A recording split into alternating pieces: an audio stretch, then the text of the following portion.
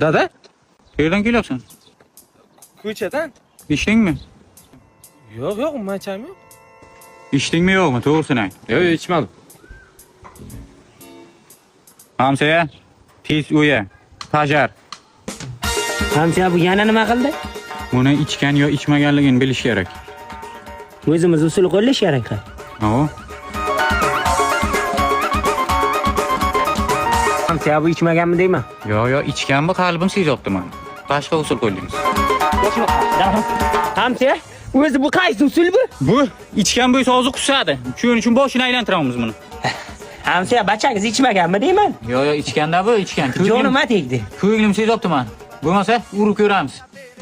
Zarba kuchini his qilmasa ichgan bo'ladi. His qilsa ichmagan bo'ladi. Kim birinchi boshlaydi? Men Boshla. Qanday Hamsiya?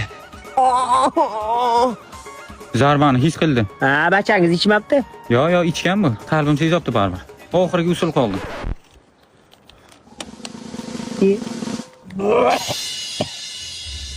İçgan deydimi size? Hamsiya yomon topdingiz, geniysiz, professorsiz, Aro bilan nos aralashtirsa odam uylaydi ana shunday.